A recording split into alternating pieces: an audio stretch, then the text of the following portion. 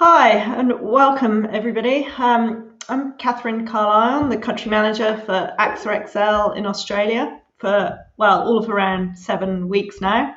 And previously the head of claims for Asia Pacific here, and with over 15 years with the company and probably around 25 years industry experience, hopefully not showing my age too much. I'm also passionate about inclusion and diversity from all aspects, from the very start of my working career and in the UK, when I started as a graduate trainee in an accountancy firm. And one of the first things I did when I took on that role was to challenge the policy in my local office on actually the dress code for females, pushing for being allowed to wear trousers to work. Yes, really. From there, I guess my passion for inclusion and diversity has continued. It was actually on the back of the inaugural Australia Dive-In Festival that I started to become really more actively involved here in Australia and helped establish our Inclusion and Diversity Committee that I now sponsor for AXA XL. I fundamentally believe that every one of us is a unique individual, and that by fostering inclusion and being conscious about challenging biases, our own and others as well, that progress in diversity also follows. The 2021 Dive-In theme then is also one that's very close to my heart, revolving around the idea of active allyship, about empowering individuals, teams and companies to create a culture that's welcoming and inclusive. And this year, we're partnering with our friends at Clyde & Co. and Gallagher's to bring you what I'm sure is going to be a very engaging session today. So as we go through, please feel free to ask any questions using the Slido link, should be on the right of your screens. And we'll try to address as many as possible at the end of the session. And if needed, follow up with any further answers on questions or further responses that we don't get to today. So with that, I'm also very excited to introduce Gus Warland as our guest speaker. So Gus will be discussing how active allyship can help strengthen mental fitness in our boardrooms and beyond. Not only is he a household name thanks to his work on TV and radio, he's also, I understand, a footy fanatic supporting the Roosters. And he founded Gotcha for Life in 2017 with the specific goal to improve mental health in Australia. So welcome, Gus. And with that, I'm going to hand over to you. Thank you. Thank you very, very much, Catherine. And I love those words. And it wasn't that long ago that we were all starting off and looking at life and looking at policies and challenging them. And I love the fact that you did that. You seem like the type of person that would. And I love that. And today's session's all about mental fitness. I call mental health mental fitness because I think it's something that we should work on, just like our physical fitness. We could give ourselves a mark out of 10 very quickly for your physical fitness, but what would your mark out of 10 be for your mental fitness? And that's something that we're going to challenge over the next half an hour or so. And I'll be also not just presenting, there'll be an opportunity, since we're all at home at the moment, for you to get your pen and paper out and actually do a little bit of work yourself. And I'll be challenging you and asking you to be as honest as possible about how you're traveling in all the different roles that you have in this world, whether it's a mother or a father, a son or a daughter, an auntie, an uncle, or a niece, or a nephew. There'll be some challenging little quizzes over the next half an hour or so as well. But what I'd like to say off the bat, firstly, thank you very much for having me. I think the most important thing anyone can give you is their time. So to have some time with you today to present what I'm doing now that I'm nearly 53 and for the rest of the life, compared to also looking at your own mental fitness and looking at your own way of how you're dealing with the type of life that we're been thrown at the moment. It's some difficult times. People in Melbourne just had the earthquake. I hope that everyone is okay, just exactly what you needed on top of everything else. But for me, my life changed dramatically about 5 years ago when I did the Man Up program. And I want to talk to you about that for a moment. You can still watch it on ABC iView. They've allowed it to be part of their streaming service right from the start. of when the show was set. Normally, a show's only on for about a month or so, but it's been on now for 5 years. They've shown it on the main channel another 5 times, and I was really fortunate to be part of a group that decided to give it away to the world through the pandemic. And we've just ticked over 98 million views around the world. 51 million people have watched it in the last year, and I think everyone sort of either ran out of all the shows that they really wanted to watch on Netflix or streaming services, and eventually they found Man Up, and it was something that gave them a few skills and a few tips and tricks that perhaps got them through the pandemic. So I'm very, very proud of that. But that already started off the back of my radio show. I was on for 11 years on breakfast radio in Sydney, and it was a very blokey station, Triple M, very blokey show. I was on with a couple of rugby league sort of legends. And about 6 years into the show, I did sit down one morning with them and said, look, we've done every joke under the sun. We've spoken about all sports. We play rock and roll music. We give away concert tickets. It's a fun show. There's no doubt that we're on a winner, because you can't be on radio for more than 5 minutes if people aren't listening to you. But could we give more? And I said, the reason why I think we should give more, I think, is because people want you to be authentic. People want them to be yourself. And I think we've created a safe enough place within our radio show to start talking about things outside of the normal sort of stuff that a breakfast radio show would talk about. So I said, look, we're all 40-ish year old men. We've all got bits that are falling off or not quite working the way that they used to. We're all been married for 20 plus years to the same lady. We've all got teenage children. Why don't we talk about that?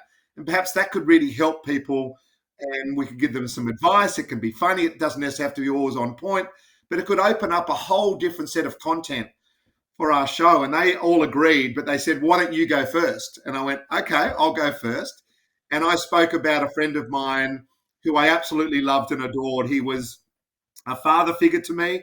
I still sort of well up a little bit and had to take a deep breath when I think about him, because he was just the go-to guy for me. I absolutely adored him. As I said, my father had left the family home when I was quite young, and I was craving for that sort of older man in my life that I could talk to, get advice from, and just have around me.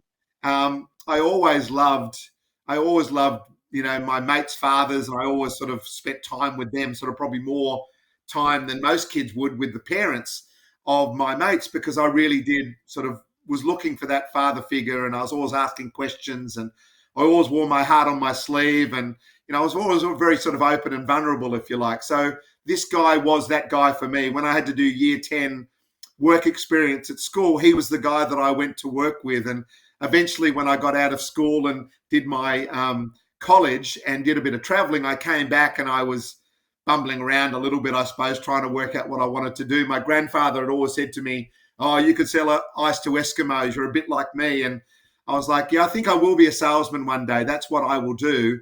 And he said to me, you can always sell, but you've got to love what you're selling. You've got to really appreciate that it's the best it can possibly be. And that way you can give your whole self to it. I don't think you could just sell secondhand cars in the hope of just sort of getting away with it. You need to fall in love with what you're doing. So I, at that stage, got an opportunity to work for this guy at Toshiba, Australia. And I worked there in various roles in various countries for nearly 10 years. And he was the go-to guy, the guy that if I wanted to get a deal sorted out, if you needed a workaround, he'd be the guy that would come up with it. If I had a issue with a girlfriend or then my wife, I would always go to him and ask him questions. So he was, if I've painted the picture right, you get an understanding that this guy was my guy. And I was in Europe working for Toshiba, and I got a phone call one Saturday morning. I was actually about to be a best man at one of my best mates' weddings, and it was from someone in Australia telling me that Angus had passed away. And I literally dropped the phone, and I don't think I fainted, but I certainly lost use of my legs. It really, really physically affected me just hearing those words. And then I got driven back to my where I was staying with my wife, and by then she had been called up, and she told me that Angus had actually taken his own life. And I was completely knocked over. I was angry, and I organised myself to get on that flight. I left the wedding. I didn't do the best man speech.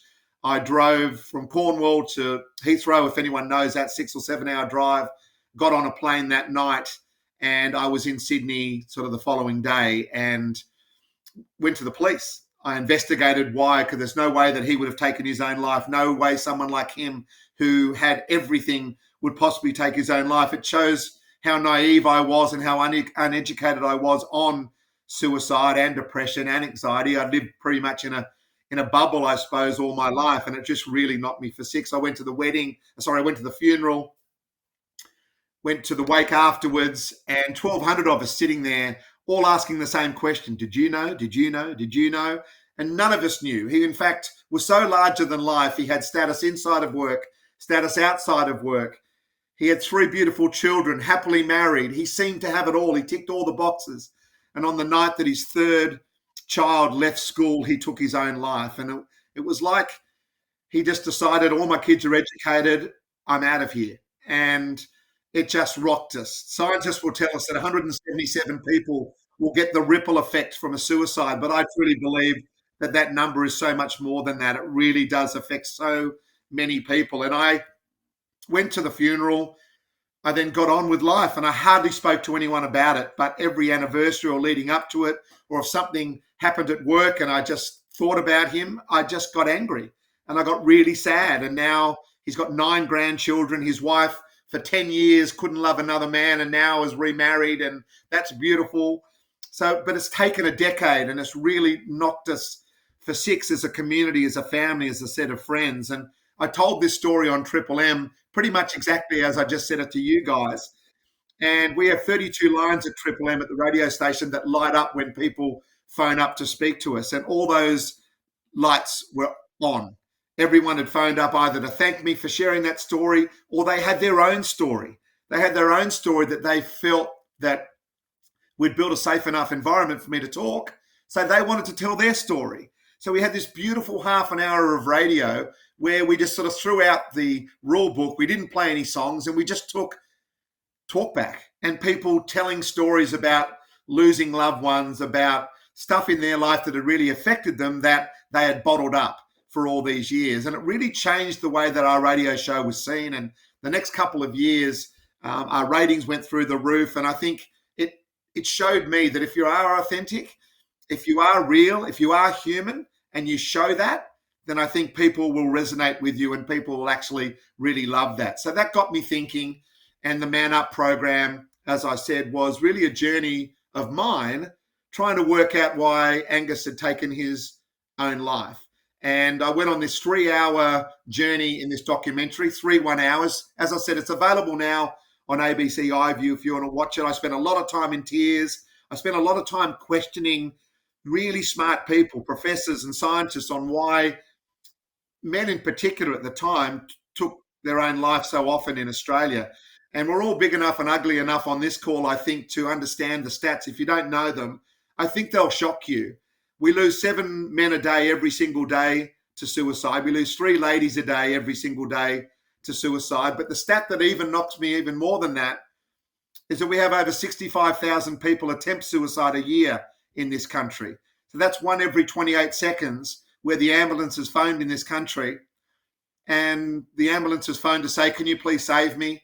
Or someone walks in on a work colleague, or someone walks in on a loved one, and you have a situation where the ambulance is every 28 seconds is taking a phone call from someone here in Australia. So if you didn't know those stats, no doubt they'll shock you. 7 men, 3 ladies, 1 every 28 seconds, 65,000 attempts. Most of those are women, the attempts.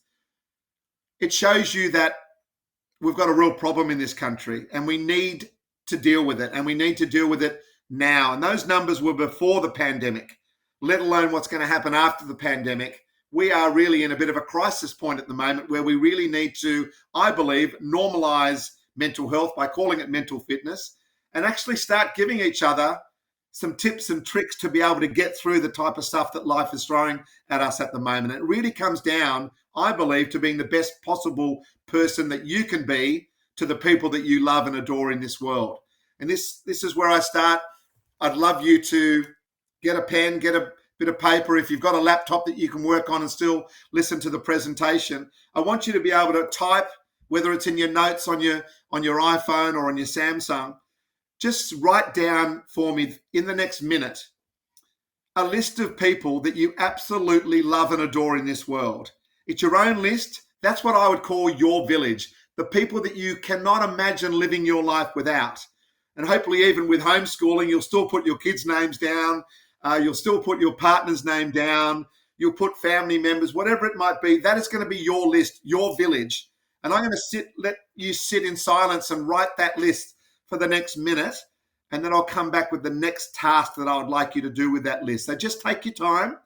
And as I'm chatting away, you might add to the list as well. You might miss the odd person as well because you're under a little bit of time strain. You've only got a minute to do this, but please do it because it'll give you an understanding of what I'd like you to do moving forward with those set of people. So I'm going to be quiet for exactly 1 minute and then I'll come back to you.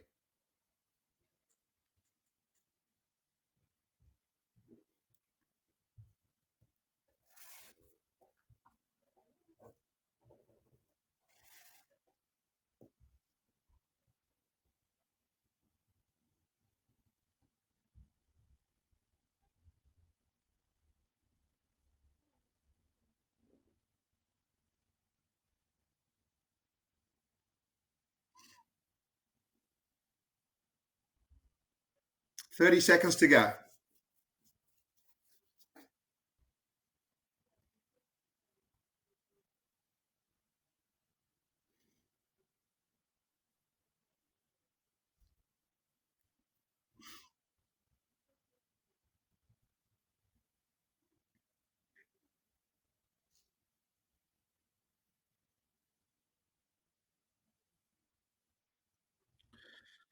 Okay, hopefully most of you will have your list now. It could be 5 names, it could be 10 names, it could be many more than that. But what I'd like you to do now, next to the people on your list, I want you to give yourself a mark out of 10 for how you think you're performing within that relationship. And this is a real honesty test for you. So let's say I've written down my wife's name, Vicky, at the top here of my list. I'd give myself a 6 out of 10 at the moment for how I'm performing within this relationship. I've had a lot on the last few weeks. I haven't quite been as attentive as I should be. And she understands it. We spoke about it beforehand, but I need to lift my game. I need to put a line in the sand and look after her better.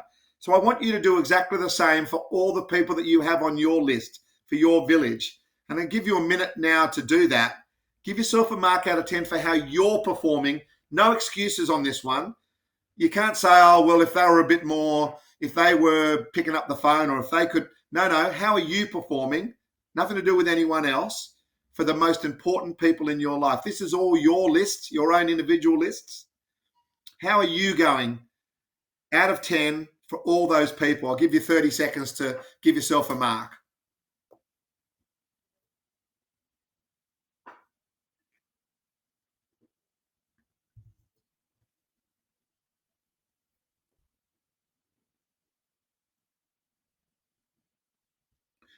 Now, as you're writing down your mark out of 10 for how you're dealing with those people that you love the most, remember that's your own personal list of the people you cannot imagine living your life without.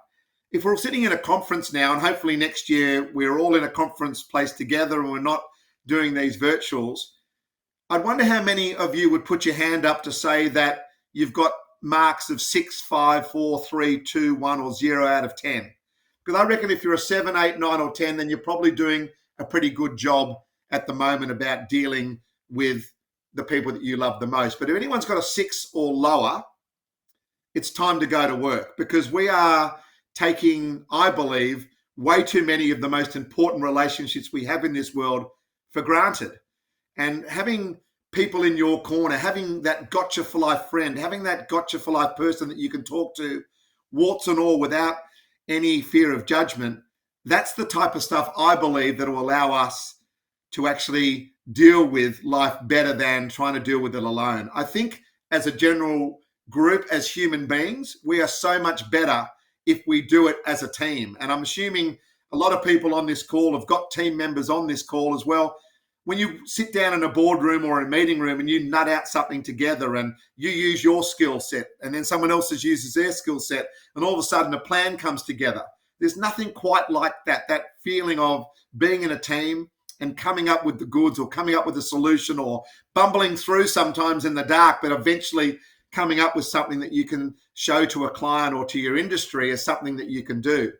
So if you've got that list of people there, your village, and you've now judged yourself out of 10 for how you're performing within it, this is the time to look at that list and go, you know what? Probably I have to do a little bit more. They're the most important people in this world. We have to throw away perfect, and we have to realize that we're all human beings. We're all going through an extraordinary amount at the moment. There's a lot of stress. There's a lot of pressure. There's a lot of working from home, homeschooling. There's all this stuff that's been thrown at us over the last 18 months. But that's no excuse. That's no excuse for putting a line in the sand right now, today. We are educated, employed people. This is our opportunity to go, you know what? Line in the sand time. I'm going to make sure I can be the best possible person that I can be to all these people in my village, all the people in that list. It really is time to sort of step up and go, I'm going to be the one that people can come to and talk to about absolutely anything. This is the time to lead with vulnerability. This is the time to get on the front foot and say, you know what? I'm going to be the one within my group of friends and family, my village, that actually shows some vulnerability to allow them to know that they can come to me and talk to me about absolutely anything. I have had such a wonderful time over the last couple of years since I started the Gotcha for Life Foundation, which is all about prevention of suicide. There's way too much money spent at the crisis end, not enough money spent in educating us to actually give us the words and to give us the emotional muscle to have a conversation of gravity. We are way too comfortable talking in banter, talking in places where we feel under control. It's time to get a little bit out of control. It's time to actually decide to say, you know what? I'm going to start having some conversations which sometimes where the words get stuck in your throat. Sometimes the tears are running out of your eyes. Sometimes the snot's running out of your nose. But this is the moment to go, you know what? Life is throwing so much stuff at us. I'm going to be a human being, and I'm actually going to allow me to have some emotion. I'm not going to bottle up anymore, and I'm not going to walk around with a mask on and with all this ammo on, making out that this is not affecting me. It doesn't mean we don't work hard. It doesn't mean we don't have resilience. It doesn't mean we burst into tears every time we have a conversation. But what it does mean is we do have someone in our life that we can talk to about the really important stuff. And you don't want anyone, look at your list. You don't want anyone on your list to be walking around worrying alone, because I truly believe that suicide is a death of loneliness. I truly believe that. And I've spoken to thousands of people that have tried to take their life and they're still with us. And that is just an awesome thing to be able to talk to these people. And not one of them wanted to die. Not one. But all of them were so tired and all of them were in so much pain that they saw that that was a solution to their situation. A very permanent situation, a very permanent solution to a very temporary situation. And that's really what it's all about, is actually making sure that we look after our village. Remember that old saying, it takes a village to bring up a child? Well, I think it takes a village to bring up a human being. I truly believe that. So let's not talk about wellness and all that stuff. Let's take away the white coat for a moment and let's really get down to the absolute basics of being a decent human being, a decent mother, father, a decent auntie, uncle, son, daughter, whatever roles you play, and we all play multiple ones. We have to be better at those roles with the people that you've written down on that list. And that really is. And if you're a leader, and if you're someone that is quite open to being a leader, then we should be opening those conversations now with these people, because you don't want any of those people worrying alone to the point where they end up making, some really poor choices because they don't feel that they can talk to you about the really important stuff in life. And we get way too caught up in work. Sometimes we get way too caught up in the politics of life and looking over the next door neighbor's fence. Really, the only thing that really, really is important at the end of the day is those people that you've written down on that list. And how are they traveling now? And have you had an awkward conversation with you? Have you had a conversation with them where there's been lots of gaps, where you feel like you need to speak even though you've asked the question? That's really the stuff that we should be teaching our youngsters at school. Should be part of the curriculum for sure.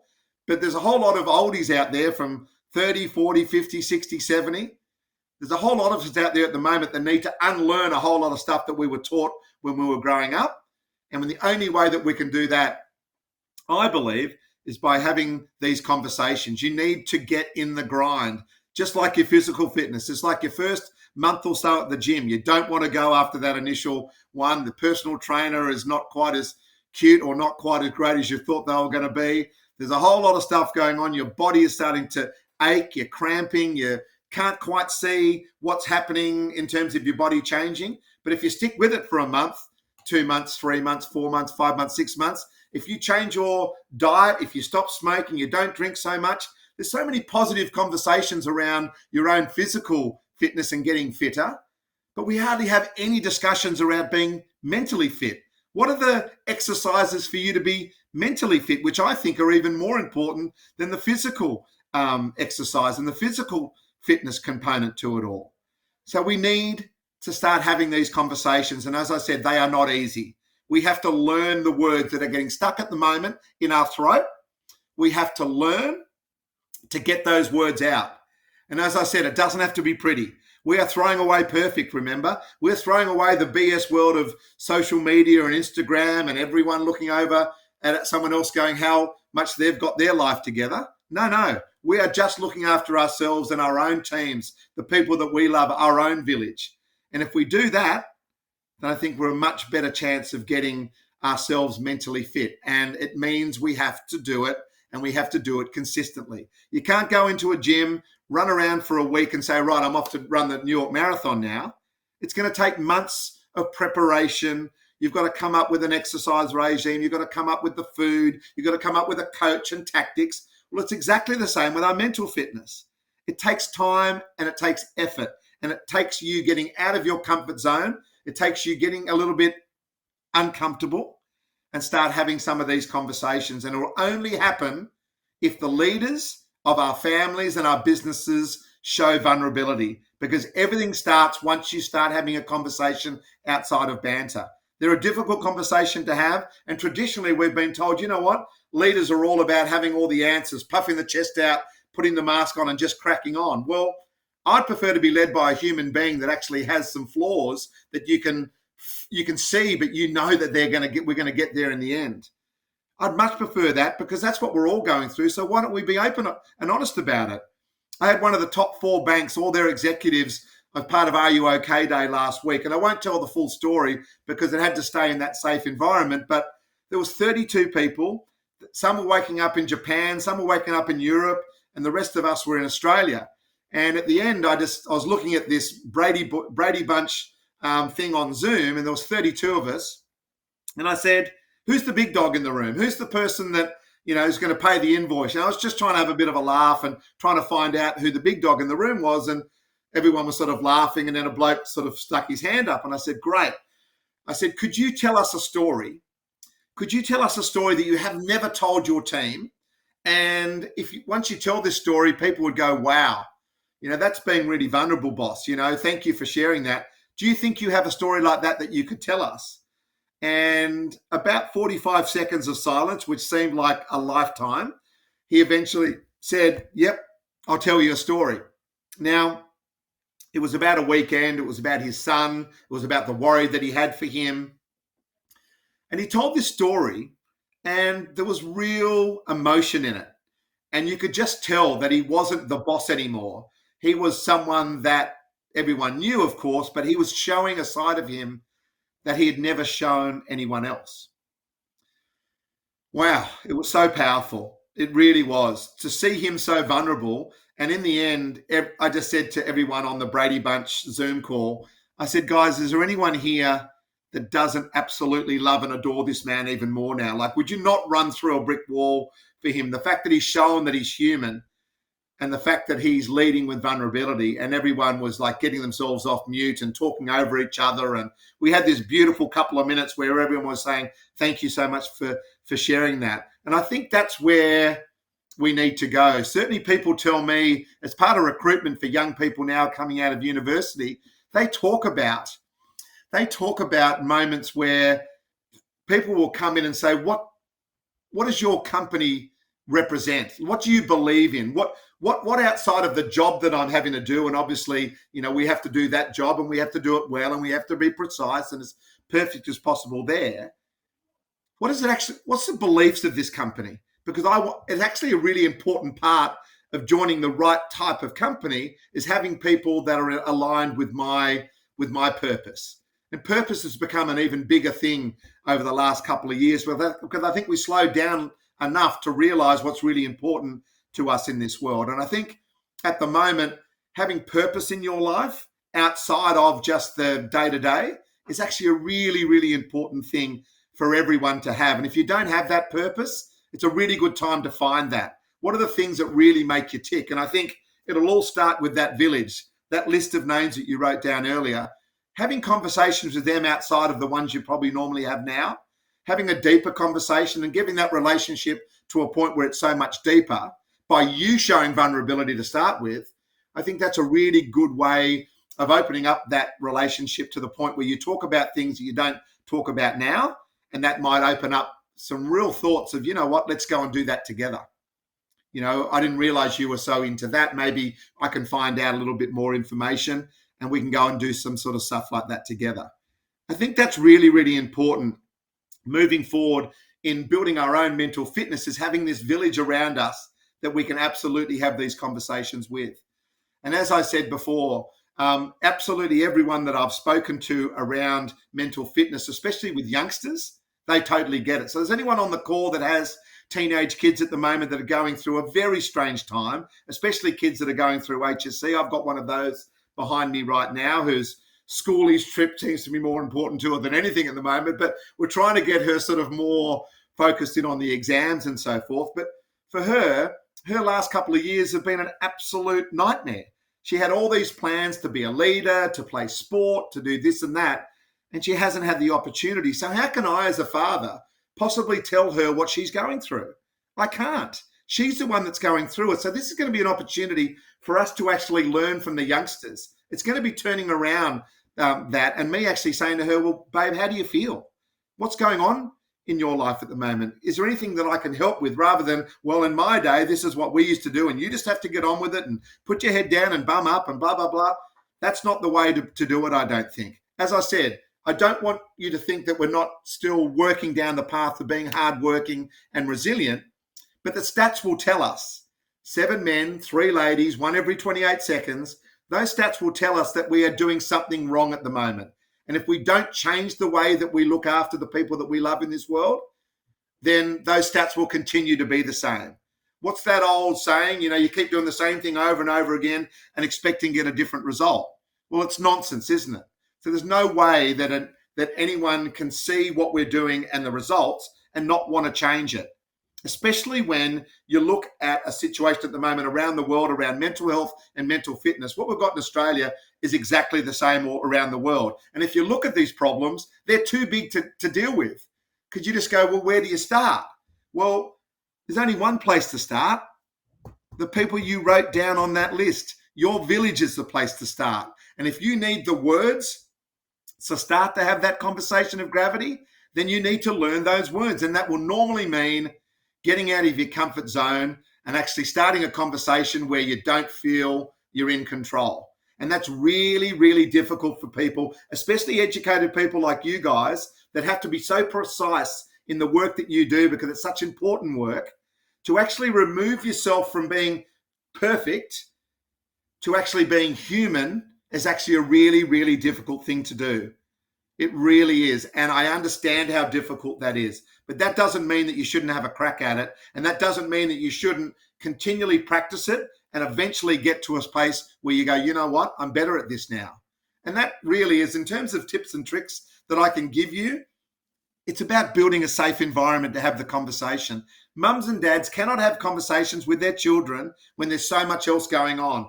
And if these are anywhere around you or anywhere around your kids, it's impossible to have a conversation of gravity. So these have got to be turned off and go away.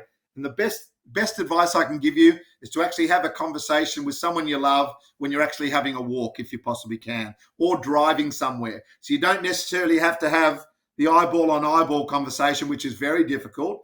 You can actually have the conversation and that person is just there and there's distractions.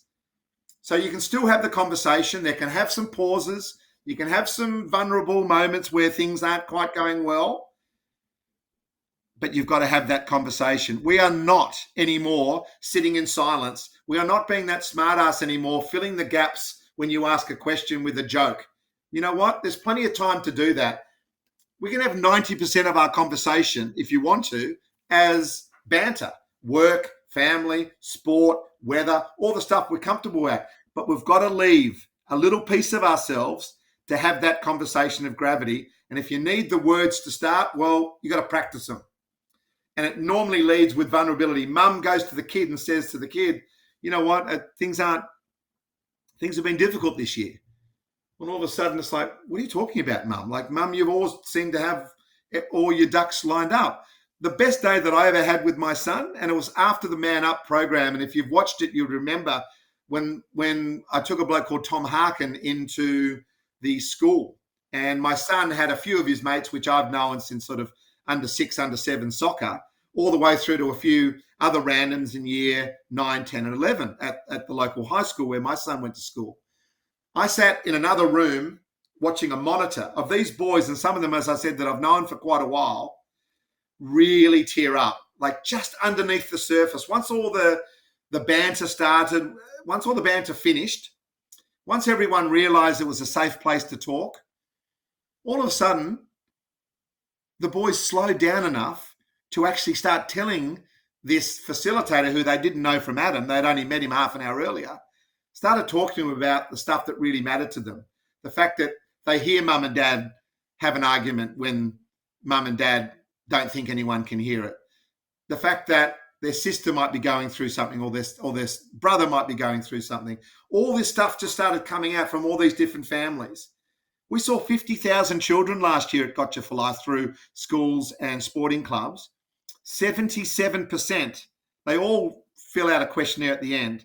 77% say that they worry alone because they don't want to worry their mum and dad, who they believe have got so much else going on, they don't feel that they want to give them anything extra to worry about, which means that they cry in their own bedrooms, they cry in the shower, so the water and the sound of the water will actually be louder than them crying, and they just bottle up their emotions and they just get on with it the best they possibly can.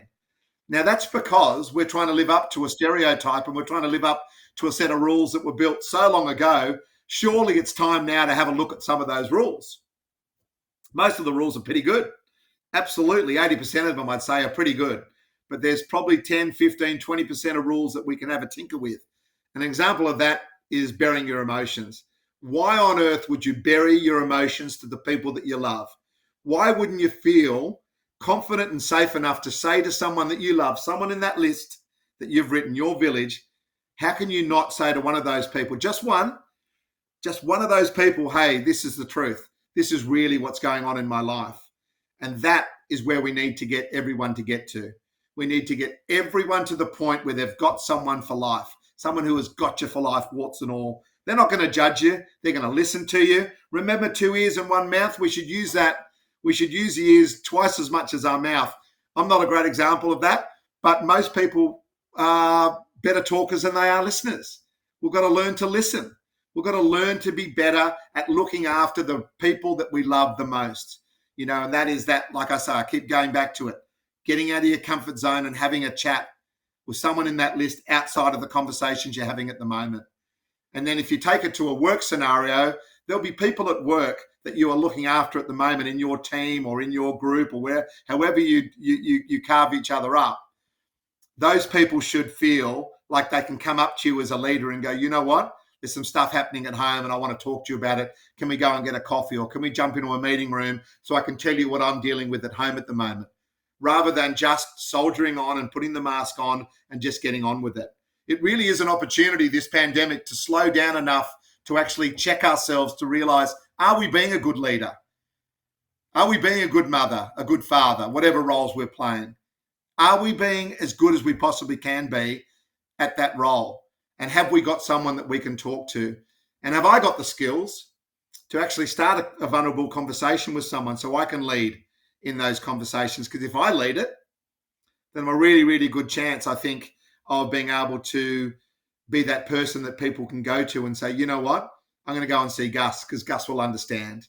And it doesn't mean I have to have all the answers. I don't need to be the fixer, but I'm then a part of their village that can actually start getting the help that they need. And if we throw away perfect and we understand that we're all human and we go like this in terms of our emotions, surely that's the way forward. Because we're going to have good days, we're going to have bad days, we're going to have lots of days in between.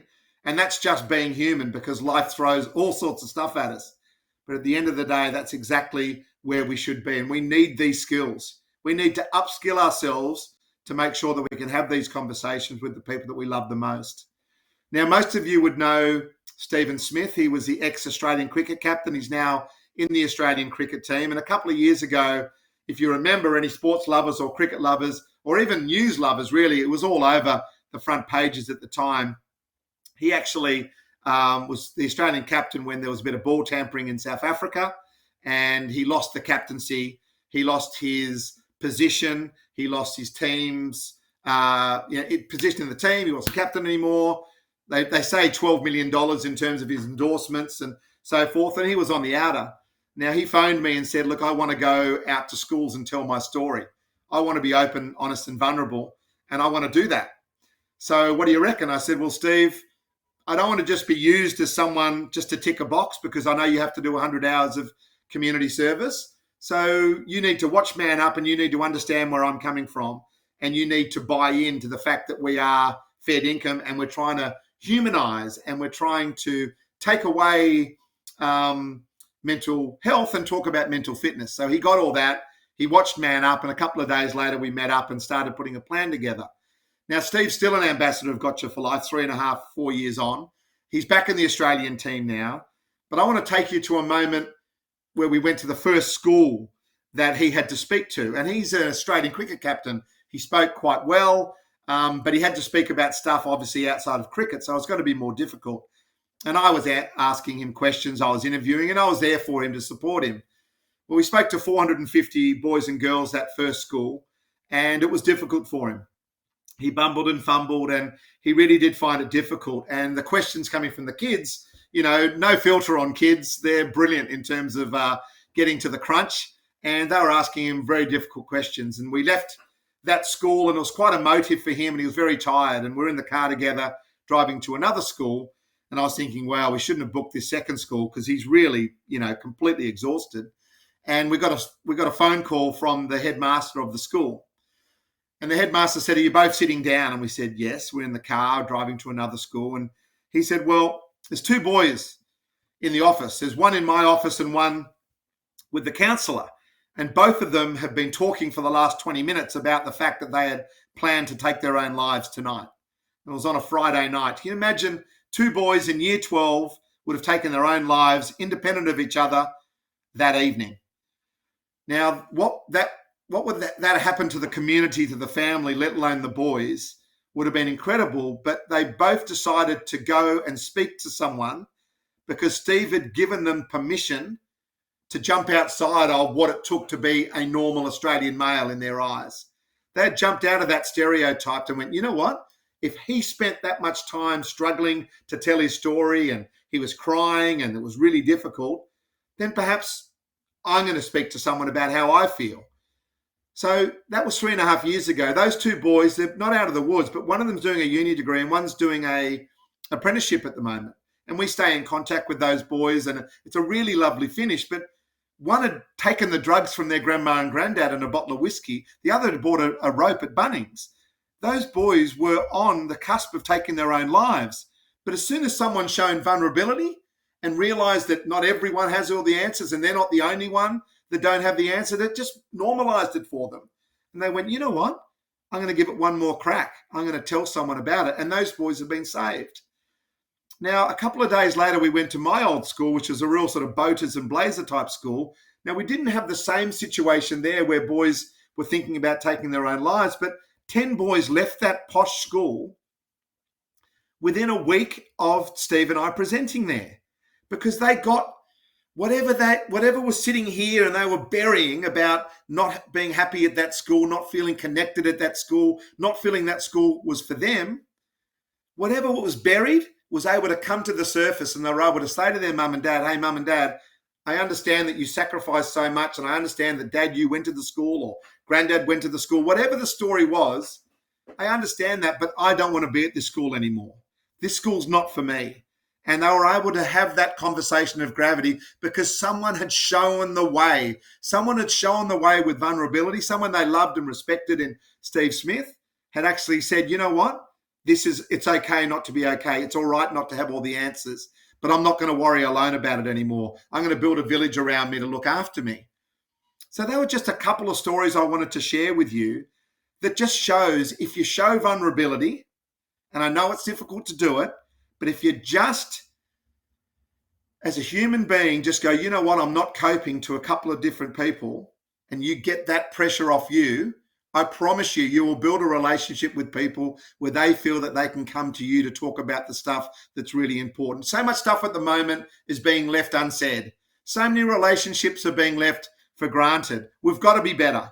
We've got to be better. And this is a call out now to everyone on this call to actually stand up and go, you know what? At the end of the Man Up program, it was all focused on men. So it was man up, speak up. It's not man up, shut up anymore, but it's woman up, speak up as well. It's human up, speak up. This is our opportunity. This is our time. Awareness has never been better.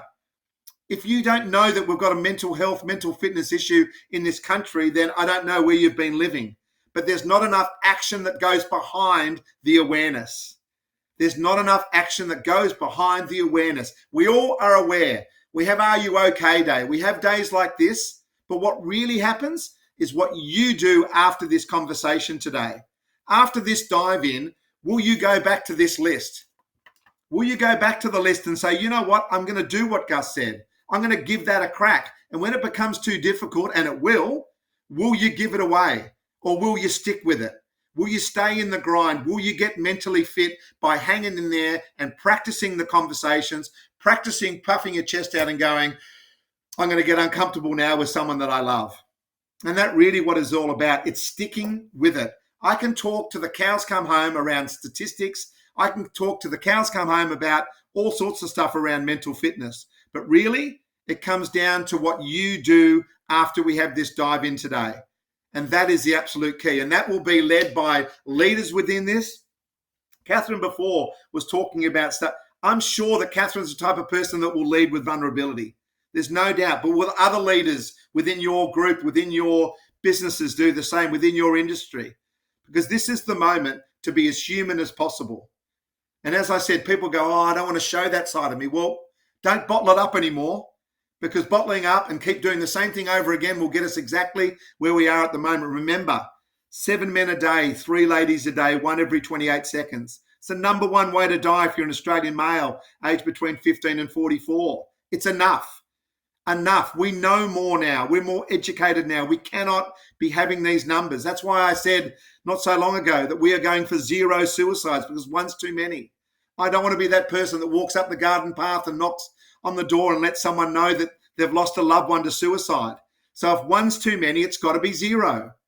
It has to be 0. So we have to change what it takes to be a man and a woman in this country, what it takes to be a boy and a girl and everyone in between. We need to change those rules, but they'll only change if you show vulnerability yourself. Leaders have to show vulnerability. This is the new way forward. I'm absolutely sure about that.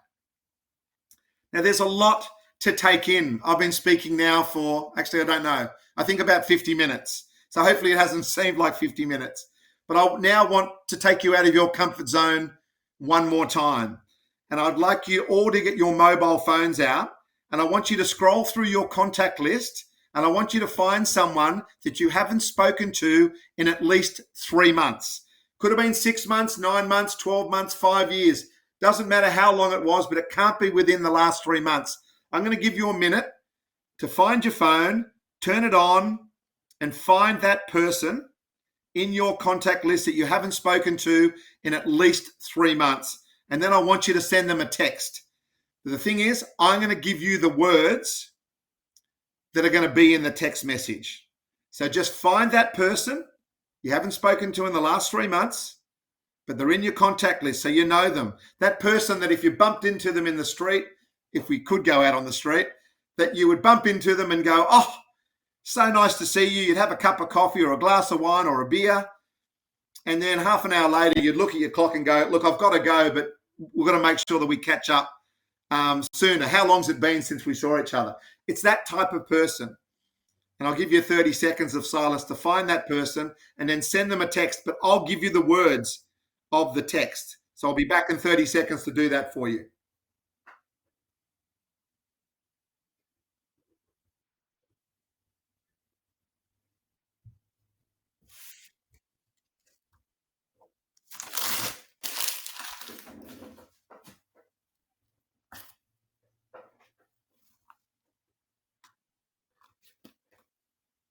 Now, if we're all together at a conference, this would be awesome now because I get everyone to get their, even people now sitting at home saying, I'm not going to do it. You'd all have to do it if we were face to face, right? So if you found that person, I want you to send them this text message. And there's no emojis, the full words. I love you. I love you. I miss you. See you soon. Kiss, hug, kiss, hug. I love you. I miss you. See you soon. Kiss, hug, and send it. Now, normally if we're all in a crowd together at a conference, everyone starts giggling now and laughing, changing the name of the person that they found, going, no way I'm sending that to them. But I promise you, you're in a safe place. I've got my big bear hug arms around you. This is your opportunity just to break the ice with someone that you haven't spoken to in a while. Now, over the next 15, 20 minutes, you'll start getting responses. And if we're all together in a conference hall now, I would sit in total silence. I'd ask you to turn on your vibrates, your ding dings, your zit zit, and we would sit in silence until you start hearing those buzzes. Then the microphone goes to that person, and then you tell us who you sent it to, how long since you've spoken to them, and what the reply is. And most of the replies tend to be three things. Are you day drinking? Why are you sending me this? There's another one that's saying, are you sure that this text message was for me? And then thirdly, you'll get a combination of, that's just such a lovely thing to get. How long's it been? I can't wait to catch up with you, blah, blah, blah. So there's a few different combinations. Sometimes when I do it with blokes nights, people phone up and go, I just got this message from you. What's going on? Because blokes can't possibly cope with someone else saying, I love you, especially when you're not close enough to have spent, the last 3 months together. So it's all a bit of but what you do there, we've spoken about some pretty heavy stuff today, and hopefully you've got some tips and tricks to be able to look after your village. But the simple fact is you don't want any of your village to ever end up one of those stats. So it means we need to change our behavior. And this is a really good way of just getting yourself a little bit uncomfortable, a little bit out of control, and starting to build that mental fitness, that emotional muscle. Because the fact that if you have sent that text, that is something a little bit different to what you'd normally do. And what I'd really task you to do is on a Monday morning or a Friday night, start of your work week, end of your work week, just put it in your diary, just text game. And that can be your reminder to send that text to someone every single week, someone different. So 52 people a year will get that message from you. And if you don't need it, I promise you, there might be someone on the end of that text message that absolutely needs that message that you sent them. It could just be that little trigger for them to go, you know what? I'm not alone. Because as you know, you don't truly know how people are traveling. We put on the mask way too well, and we cover this stuff way too well. So this is our opportunity to make someone's day, to let them know that they're not alone and to let them know that you're thinking about them. Life at the moment, I believe, is all about connection. Connection is the absolute key. And we're in a situation right now where we're only physically isolated. We are not emotionally isolated. So this is our chance to use technology to make sure that you stay in contact with the people that you love and adore. There really is no excuse. We're using some technology now that I've never used before, and I've been doing these for 18 months. I've done 1 million Zooms, 1 million Teams, 1 million Google Meets and so forth. I'm finding new technologies all the time that we can communicate with each other. So we're only physically isolated. We can be in contact with people using technology however we want to. FaceTime is brilliant. Emails, texting, sending a little joke, sending a meme, whatever it might be, or sending like this little text. It just opens up a whole different way of communicating that we're probably not doing at the moment. So it really is our time. Like I said before, put the line in the sand and say, no more, not on my watch. I'm going to look after the people that I'm meant to look after. And that means that I'm going to have to jump out of my very safe little bubble, and I'm going to have to make myself a little bit uncomfortable, and I'm going to eventually have a set of people around me that absolutely have no doubt that I'm the person that they can come and talk to about the emotional stuff that's going on in their world. And as soon as you start having these emotional conversations, the more you have of them, the easier you become. And also, when you realize what everyone else is going through, you realize the stuff that you worry about is never quite as bad as you think, firstly. And secondly, so many other people are going through stuff at the moment. This is the time to be a part of a pretty dysfunctional world. And it's all right to be bumbling around in the dark a little bit at the moment. Like I said, we're throwing away perfect. We're just doing the best we possibly can. And like I said, it doesn't mean we don't shoot for doing the best possible job that we can do on every situation. But this is about being human and looking after our village. And I'd love to get some people's responses in the chat. I see there's quite a few questions coming through on my screen. I would love not just to have some Q&A, but for people to let us all know in the chat that they sent it, they sent that text, who did they send it to, what the response was, and what are you going to do about it now? Are you going to keep that conversation rocking and rolling? Because that's what it's all about. Being human is having those connections and making people feel, the people you love and care for, making sure that they're not worrying alone.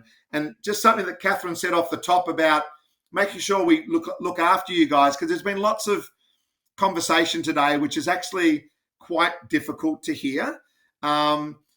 The S word now is suicide, not S-H-I-T. I can say S-H-I-T on Triple M, but I can't say suicide. So it literally is the new S word. We just don't talk about it enough. So with the fact that I talk about it quite openly, that might have knocked a few people for six. So I want to make sure that you're being looked after the best you can. So we will do that as a whole group of leaders here on this chat. But also I want to let you know that you can get hold of me on my socials or through my website. If you want to have a conversation off the back of this, just let me know, and I can always phone you up, or I can give you some tips and tricks. However it might be, I want to make sure that you get looked after and you're not left wondering what you should do. That's really quite important for all of us here to make sure that you do that. So back to you guys in terms of the Q&A. I am here and available, as I said, on this forum as well as on other forums. If you don't quite feel comfortable in this forum to show that vulnerability quite yet, I don't expect everyone to be able to. So, but you just know you're in a safe place here, and whatever you're going through, it's so much easier with someone else. So look after that village.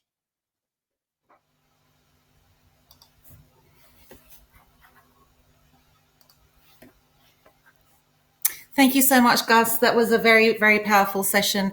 And as you mentioned, a lot to unpack here. A lot of very deep and meaningful conversations do need to be had. And I think your idea of mental fitness is very appropriate, because we need to get into that rhythm of exercising that on a regular basis to become the best person we can possibly be for our village. I really love that concept. We do have some questions that have come through. So I might just take this time to read the most popular ones as people have been voting them. Number one at the moment is sharing our vulnerabilities is very important, but what if you feel you're burdening your village by sharing? I think that's exactly that's what actually quite. Yeah, that's what most people feel. They totally feel that way because we've been told all our lives that, you know, just to get on with it. Don't be that whinger. Don't be that person that drags the group down. That's what I'm doing. That's what we're trying to do, is change that feeling that it's actually a real strength to actually tell someone about how you're truly feeling. We need to change that around. But yes, certainly the stereotype will tell us you know what? Everyone's going through stuff. Don't be that person that drags up your own stuff. Just get on with it yourself. Well, that's got us to where we are at the moment. So that's what I talk about getting yourself mentally fit to have that conversation.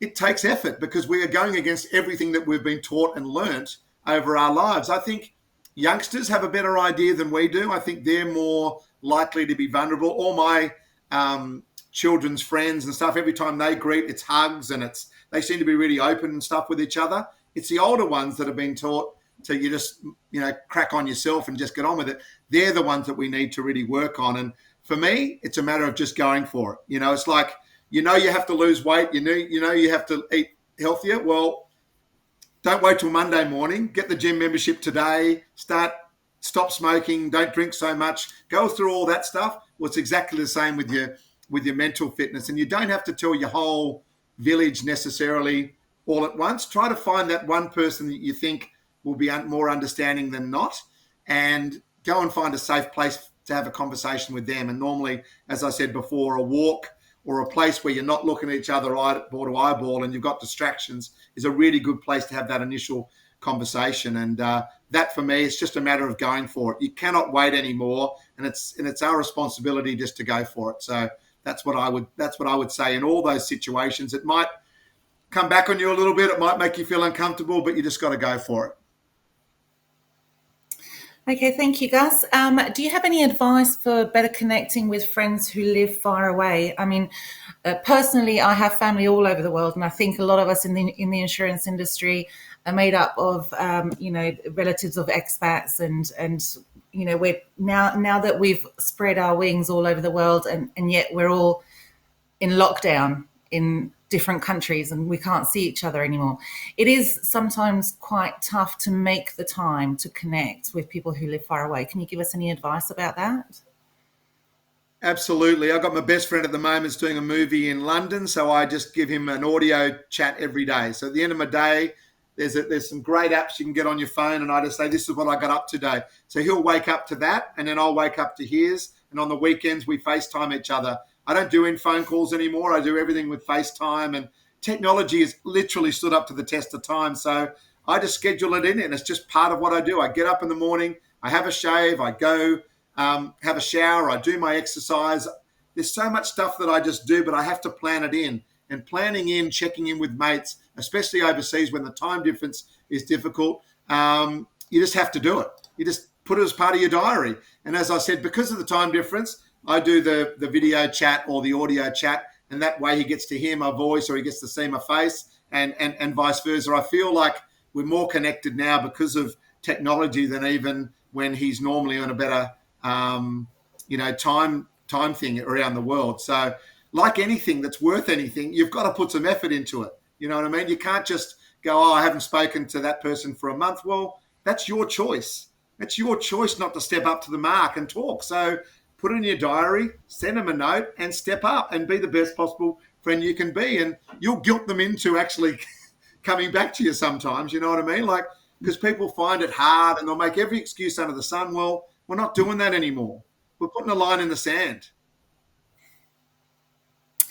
Wonderful. And going back to your initial story that put you on the path got you for life, we have a question in regards to this. What did you do to support your own well-being after your mentor ended his life? Yeah, that was a really difficult time. I threw myself into my work like most people do and didn't talk about it. And then eventually it all caught up with me, as it eventually does with most people as well. So I went to a friend of mine. It's actually just thinking back to it, it's quite emotional because I actually met a mate of mine in a pub, a Pimble pub, which is on the north shore of Sydney.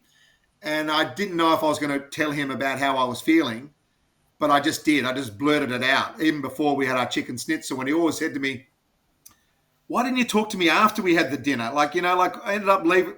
The food got cold. We ended up not eating the meal because, I was chatting away to him and he didn't feel comfortable eating because I was talking about something so emotional. So these two schnitzels and chips and salads sort of sat there and eventually got taken away. But that's what we laugh about now. But I sort of manned up, I suppose, and spoke up to him. And he said, look, you know what? I've been in the same place. I've been seeing this lady for ages. And I'm like, what? And he goes, yeah, I haven't told anyone because I didn't know if people would understand and all that old stereotypical stuff. So I went and saw his lady. Her name is Leanne, and she's an absolute ripper. I saw her twice a week for about 2 years, and she's now someone I see once a month because the work that I do at Gotcha is extremely emotional. I get up to 1,000 messages a week from people who are struggling at the moment and see me as someone that can help them. And I find it really hard to get back to all those people. So I get a real guilt around that, and I find it really hard balancing it all. So I go and see her, and I walk out of there much lighter than I ever walk in. And, I say to people, don't knock it till you try it. And the other little trick around counsellors or people like that you need to talk to is that you may not find the right person first time around. In fact, on average, it takes 6 counsellors before you find the right person. So for me, I was very lucky that my friend's one suited me as well. So don't try 1 or 2 and go, you know what, they're no good to me. Or same with your doctor, same with medication. If you decide to go down that line, that medication takes time and effort to work out what's best for you and your system. What works for you may not work for someone else. So like I said, it's all part of the journey. It's hard work to get that right balance, but you'll be so much better for it if you do. Yeah, balancing life. We're having a bit of a chatter within the Q&A Slido about balancing life. It being tricky at the moment. We're in lockdown, trying to work, homeschool, be a good partner, a good parent, and it feels like we're doing everything poorly. And I think the key takeaway from what you're telling us is it's okay not to be perfect all the time, and throwing perfect out the window is definitely something that we're all having to try to do. And I know from conversations with Catherine as well, as mothers, the guilt that we feel and not being able to give our children the attention that we feel they need, and not being able to give work the attention that we feel work needs. It's kind of like this pulling situation that is not good for your mental health at all. Is there anything any advice you can give us on how to deal with this? Absolutely. And I know exactly what you feel. And my wife feels it the same way now with our 18-year-old who's, feels she's failing her as she's going into her most important exams, or what certainly is in her mind the most important exam. I'm the other side. I'm like, don't worry about it. She'll be right. They'll give you better marks anyway, because the HSC, you've been struggling through it. So I'm like, she said, you're meant to be a father. You're not meant to be a best friend. But I'm like, there's no way my daughter, Abby, her name, there's no way Abby's going to be looked upon badly by someone if she doesn't have the best possible HSC mark. She can still get into university. She can still travel. She can still decide to do whatever she wants to do. She will not be defined by this and this last couple of years. So we've given her the confidence to feel that way, I reckon. And that's certainly a big part of how I do things. But you know what? You and Catherine and lots of other mothers right now on this call, and dads for that matter, would be feeling a little bit like I'm not quite nailing everything at the moment. In fact, I'm probably nailing not a lot. Well, that's okay, because we can see some hope. We can see some light at the end of the tunnel. And you know what? The best thing I did for my kids is actually go and say to them, you know what? I'm struggling a bit at the moment, so I'm not going to quite be on my game. And they're like, that's okay, Dad. Like, we'll help you out. Like, actually trust your kids to actually understand that you're not perfect and you haven't got all the answers and you are human. It's actually a really liberating thing. And it also teaches them the fact that they don't have to have all the answers all the time.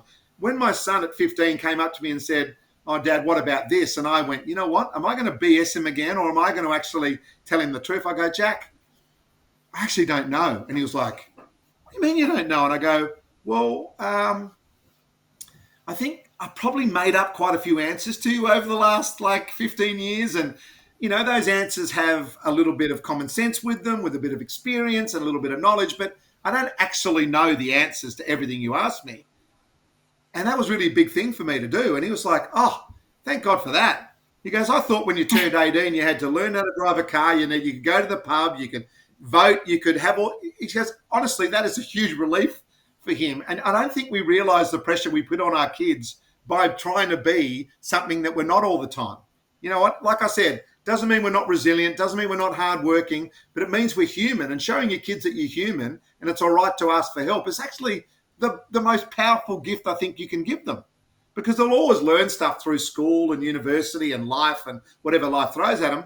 But honestly, they'll be so much better off knowing that mum and dad have got their back and they haven't got all the answers, and life will still be all right, even if they're struggling through stuff. And there's phases in your life where you're up and down and whatever. I think that's really important. And I think we spend too much time trying to be perfect. Like the person said, and I said earlier, we're throwing perfect away, baby. It's gone. It's out of there. There's just no way you can do it. Just do something okay. Do a few things okay from the couch. That's all right. That's awesome. We've had a couple of responses through in regards to text messages. I'll just read out a couple of funny ones. Are you drunk? Really good to hear from you, buddy, which I think is fantastic. Hello. Oh my gosh, it has been so long. We must catch up soon. And I think there was one more. What a sweet message. Thank you. Love you and miss you too. I do hope we can meet up soon once borders open. So just even those 3 conversations, that's already massive progress. It is. And I see an anonymous one there saying, what was the text message again? I chickened out, but I might do it eventually. That's awesome. To that person, it's really simple. It's I love you. And there's no emojis, the proper words. I love you. I miss you. See you soon. Kiss, hug, kiss, hug. I love you. I miss you. See you soon. Kiss, hug, and just send it and see what sort of response you get. I promise you it'll be all right. I've had 2 people getting married off the back of this. So I don't expect that necessarily. But there was one girl at New South Wales Health, and when we could all do stuff together, in a room, she was pausing over it and looking at it. And I saw her and I was doing my wander through the crowd and I was waiting for the beep beep and stuff to come. And I said, what's the problem? And she said, I had this sort of fumbly night with this guy about a year ago and I really like him. And I've been on a couple of dates since, but no one's as good as this guy.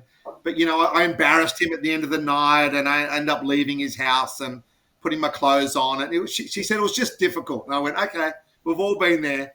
And I said, just send it. Anyway, you wouldn't believe it. Like a minute later, she said, look at this response. It was like, I'm so sorry about that night. I've been thinking about you. Like everything that she had been worrying about in her own head, he was worrying about in his own head. And it just opened it up. And they're now engaged.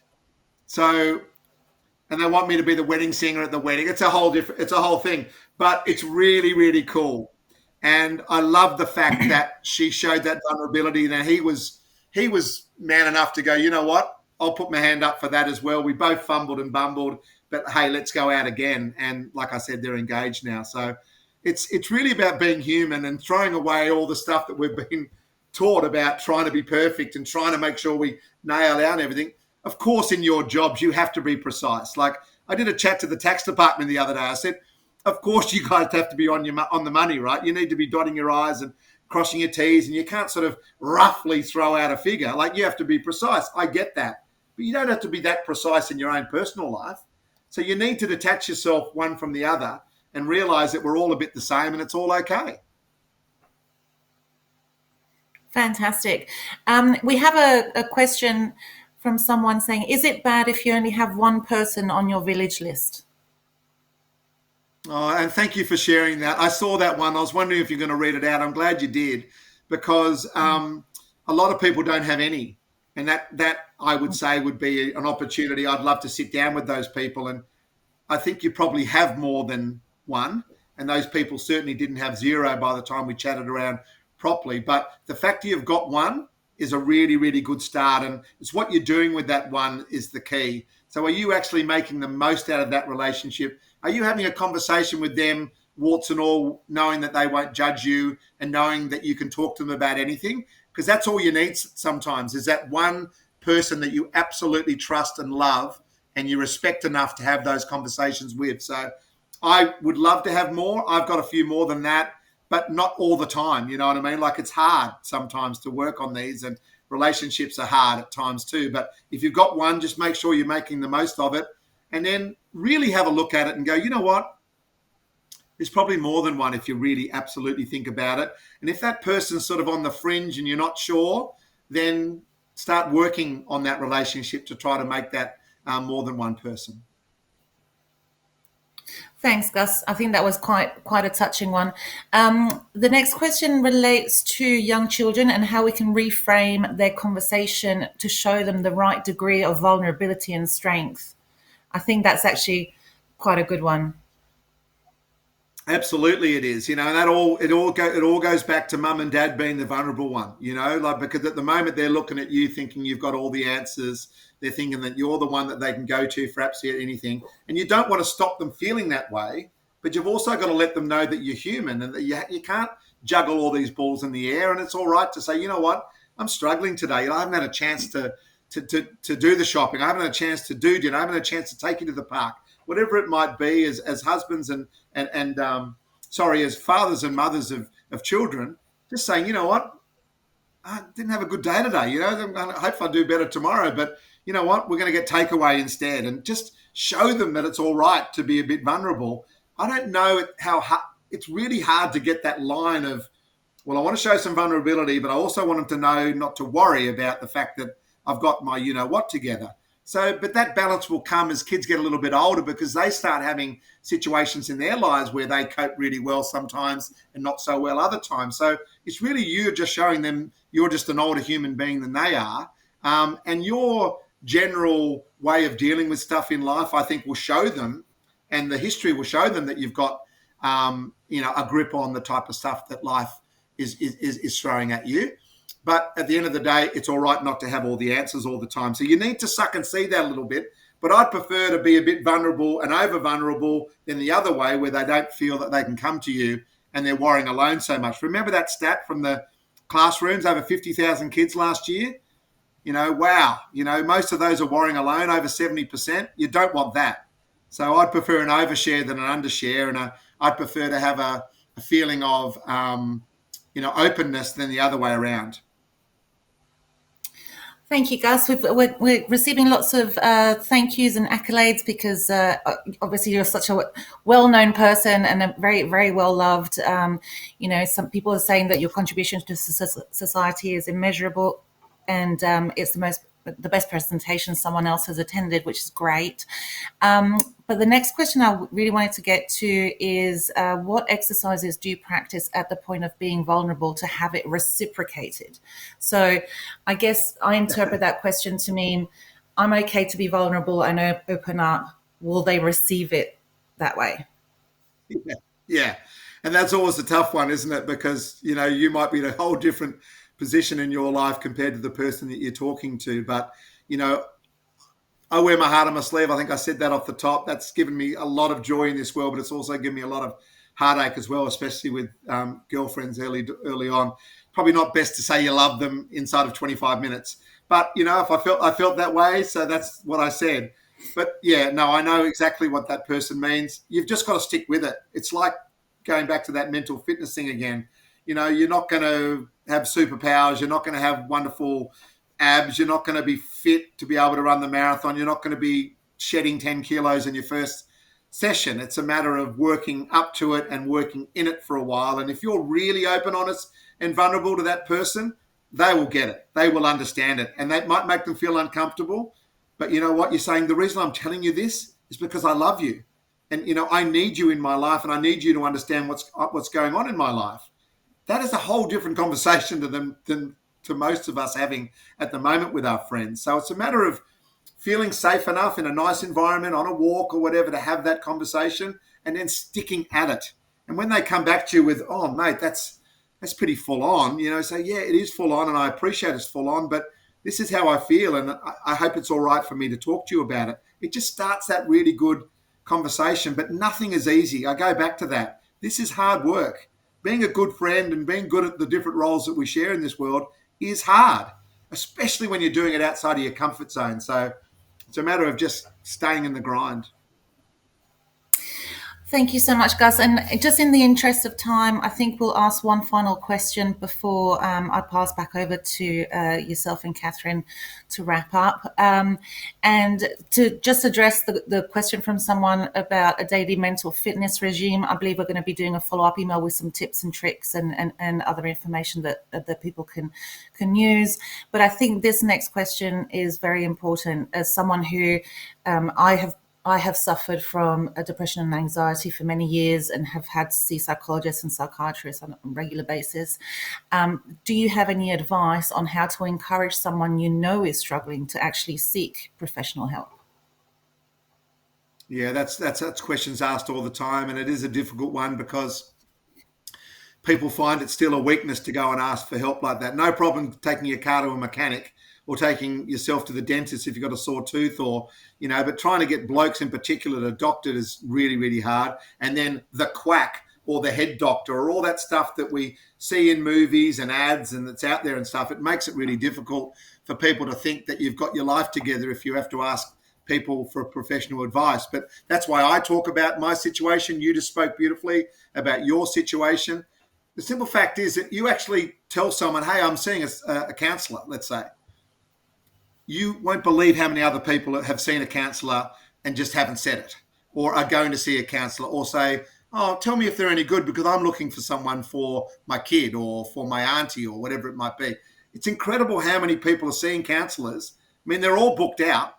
All the good ones that I know are booked out months in advance, which is a problem in its own right, which means a lot of people are going to see them, and they're people you're not expected to necessarily see. But once you start that conversation, you'll realise it. So with me, as a mate of mine, didn't want to go to see professional help, so I took that day off work and I said, I'm going to go with you. I'm going to try to make it as easy as possible for you. And there's a lot of companies out there that give people mental fitness days or mental health days. So, if your company is one of those that allows that, then take one of those days to take your villager along and say, you know what, I'm right here with you. I'm going to be sitting outside and we'll go for a nice lunch afterwards. So it's not quite as big a deal, or let's go for a brekkie beforehand, and I'm right with you.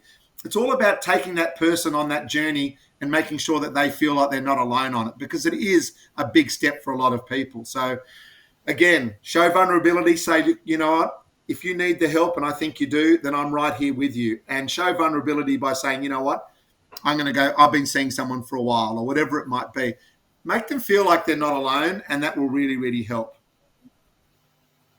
Thank you so much, Gus. Very wise words. And I wanted to thank you both for enabling us to have this wonderful session as part of the Dive In Festival this week. I think it's very important.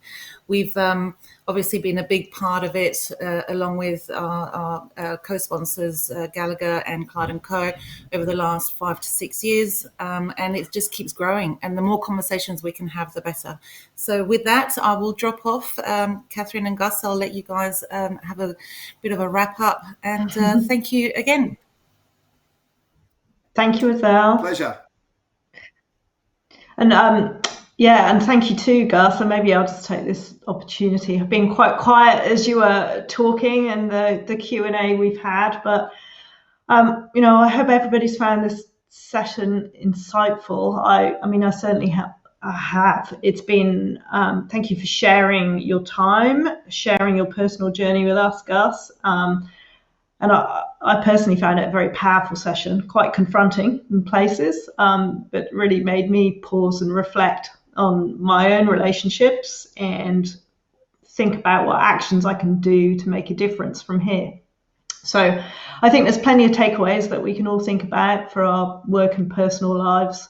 And I'm going to make one of the things that you said early on, and I look at even the title of our session here, but I'm going to make a deliberate effort to talk about mental fitness rather than mental health going forward. And your comments around leading with vulnerability, being open to our own emotions, all of them, and making sure that we're sharing with others, taking care of our own village, the key people in our lives, and looking after each other. And that some of the Q&A we had around balancing work and personal life, and as Al referenced, it's something that we've talked about, the guilt, the mother's guilt, as I've referenced it in my own life, having a busy job and a family. It's, those things, they're not easy and they shouldn't be taken for granted. So, I think just sharing experiences, listening, I think it does all help.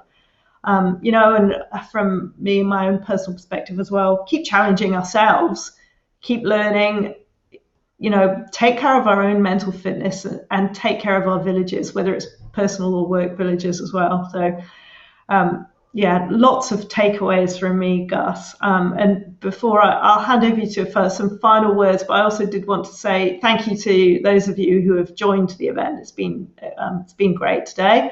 Thank you to our event partners, Clyde & Co and Gallagher as well. And to Azel's point, we will send a follow-up email with some links. And if there are any questions that we weren't able to get to today, we'll see if we can follow up on those as well. And I do wish everyone a great rest of the week. So with that, Gus, I don't know if you have any final words that you want to say before we just wrap up. Firstly, thank you for having me. Like I said off the top, it's the most precious thing anyone can give you is a bit of their time. And I'm dedicating the rest of my world to try to build mental fitness here in Australia. And you know, if people around the world want to take it on, fantastic. I think it's a human problem at the end of the day. And also, you know, it's so lovely to have people of your ilk having me on, you know, because I've been reading all the messages and it's just so lovely. It's a very emotional journey, this one. And, you know, I take a lot on personally. So it's lovely when people enjoy what you're saying and enjoy the stories and so forth. But it really will come down to, you know, Clyde & Co and Gallagher, you and the people that supported this event, you know, the leaders. It's you showing that vulnerability just then, talking about having a busy job and, you know, you juggling so many things and the stuff that you've picked up from. If the leaders of all the companies that I see on my screen right now decide that this is the new way of looking at the culture of your organization and we want to build mental fitness and we're going to get Gotcha for Life in there, we're going to do workshops and we want to give opportunities, not just for staff, but staff's family and, you know, all that type of stuff, that's when we're going to make a real difference. And that's what I love about these type of conversations. I remember when we were chatting before, bringing your best self to work was something that was really important to you guys. It was a topic of conversation. It was a theme that was going through the dive-in. Well, it's not only that, it's bringing your best person everywhere and being the best possible self you can be. And that means sometimes putting your hand up and saying, hey, I can't cope with this, you know what I mean? And I'm struggling a little bit. And then you watch people drop everything to help you. Why are we so good in this country at helping others, but we're not so flash at helping ourselves, you know? So that's a nice little takeaway. But please, before I leave you, add to your village, give yourself a proper mark out of 10 and then go to work if anyone's under a 7. And also just put that little text game in your diaries for first thing Monday or last thing Friday and just make someone's day, you know, just let them get that little moment where they look at that text and they remember who you are because you haven't spoken to them in a while. And that memories go back to that beautiful moment where you might have shared a night out or a dinner or a show or a movie or just remembering each other from school, whatever it might be. Connection is the key. So let's connect with as many people as possible, lead the way with vulnerability. And I promise you, with my big bare arms, we'll be here to support you if you go down that path. It is so much easier in a village than it is by yourself. And, thanks a lot for your time today.